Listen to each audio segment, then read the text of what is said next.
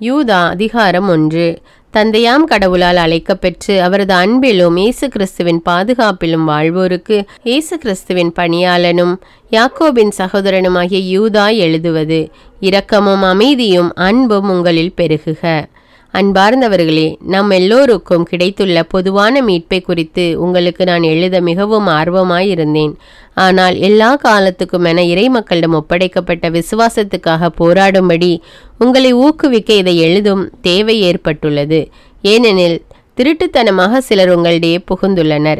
இவர்கள் தண்டனைக்குள்ளாக வேண்டும் என்று முன்னரே எழுதப்பட்டுள்ளது. இறைப்பற்றில்லாத இவர்கள் நம்முடைய கடவுளின் அருளை தங்கள் காம வெறிக்கு ஏற்ப திரித்து கூறுகிறார்கள். நம் ஒரே தலைவரும் ஆண்டவருமாகிய இயேசு கிறிஸ்துவை மறுதலிக்கின்றார்கள்.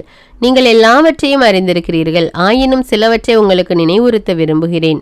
ஆண்டவர் எகிப்து நாட்டிலிருந்து மக்களை ஒரே முறையாக விடுவித்தாரெனினும் தம்மை நம்பாதவர்களை பின்னர் அழித்து விட்டார்.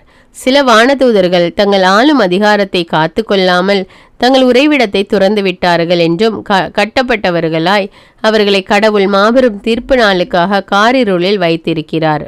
அவர்களைப் போலவே சோதோம் கொமோரா அவற்றின் சுற்றுப்புற நகரங்கள் ஆகியவற்றின் மக்கள் பரத்தமையிலும் இயற்கைக்கு மாறான சிற்றின்பத்திலும் மூழ்கியிருந்தார்கள். ஆகவே அவர்கள் என்றும் அணையாத நெருப்பில் தண்டிக்கப்பட்டார்கள். அவர்கள் நமக்கொரு பாடமாய் உள்ளார்கள். இருப்பினும் இப்போய் காட்சியாளர்களும் அவ்வாறே உடலை மாசுபடுத்துகிறார்கள், அதிகாரத்தை புறக்கணிக்கிறார்கள், மாட்சிமிகு வானவரை பழித்துரைக்கிறார்கள். தலைமை தூதரான மிக்கேல் மோசேயின் உடலை குறித்து அலகையோடு வழக்காடிய போது அதனை பழித்துரைத்து கண்டனம் செய்ய துணியவில்லை. மாறாக ஆண்டவர் உன்னை கடிந்து கொள்வாராக என்று மட்டும் சொன்னார். ஆனால் இவர்கள் தங்களுக்கு தெரியாதவற்றையும் பழிக்கிறார்கள். பகுத்தறிவில்லாத விலங்குகளைப் போல் இயல்புணர்ச்சியினால் இவர்கள் அறிந்திருப்பதும் இவர்களுக்கு அழிவையே விளைவிக்கும். இவர்களுக்கு கேடு விளைக.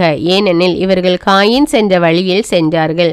கூலிக்காக பிழையாமின் தவற்றை துணிந்து செய்தார்கள். கோராகை போல எதிர்த்து நின்று அழிந்தார்கள். இவர்கள் அச்சமின்றி உங்கள் அன்பின் விருந்துகளில் கூடி உண்டு அவற்றை கரைப்படுத்துகிறார்கள். இவர்கள் தங்கள் நலனில் மட்டுமே கருத்தாய் இருப்பவர்கள்.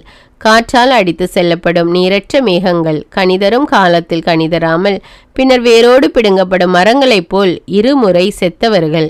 தங்களுடைய வெட்க கேடுகளை நுரையாக தள்ளுகின்ற கொந்தளிக்கும் கடல் அலைகள், வழி தவறி திரியும் விண்மீன்கள், என்றென்றும் உள்ள காரிருளே இவர்களுக்காக ஒதுக்கப்பட்டுள்ளது. ஆதாமுக்கு பின் 7ஆம் தலைமுறையான ஏனோக்கு இவர்களை குறித்து, இதோ ஆண்டவர் எல்லோருக்கும் தீர்ப்பளிக்க தம் பல்லாயிரக்கணக்கான தூயவர்களோடு வந்துவிட்டார். இறைப்பற்றில்லாதவர்கள் செய்த அனைத்து தீச்செயல்களுக்காகவும் இறைப்பற்றில்லாத பாவிகள் பேசிய அனைத்து கடன் சொற்களுக்காகவும் தண்டனை வழங்குவார் என்று முன்னுரைத்துள்ளார்.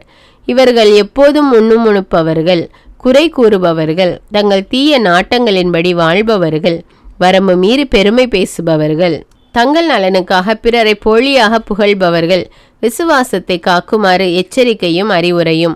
அன்பார்ந்தவர்களே, நம் ஆண்டவர் இயேசு கிறிஸ்துவின் திருத்தூதர்கள் முன்னுரைத்த வார்த்தைகளை நினைவில் கொள்ளுங்கள். ஏனெனில் இறைப்பற்றில்லாமல் தமது தீய நாட்டங்களின்படி வாழ்ந்து ஏளனம் செய்வோர் இறுதி காலத்தில் தோன்றுவர் என்று அவர்கள் உங்களுக்கு சொன்னார்கள். இவர்கள் பிரிவினை உண்டு பண்ணுபவர்கள், மனித இயல்பின்படி நடப்பவர்கள், கடவுளின் ஆவியை கொண்டிராதவர்கள். அன்பானவர்களே, தூய்மை மிகு விசுவாசத்தை அடிப்படையாக கொண்டு உங்கள் வாழ்வை கட்டி எழுப்புங்கள்.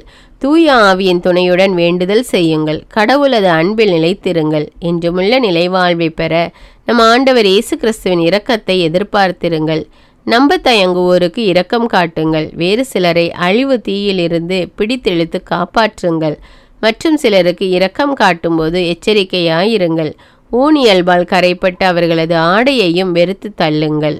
இறையாட்சி வலுவாதபடி உங்களை காக்கவும் தமது மாட்சி திருமுன் மகிழ்ச்சியோடு உங்களை மாசற்றவர்களாய் நிறுத்தவும் வல்ல நம் மீட்பராகிய ஒரே கடவுளுக்கு நம் ஆண்டவர் இயேசு கிறிஸ்துவின் வழியாய் மாட்சியும் மாண்பும் ஆற்றலும் ஆட்சியும் ஊழி காலந்தொட்டு இன்றும் என்றென்றும் உரியன. ஆமீன்.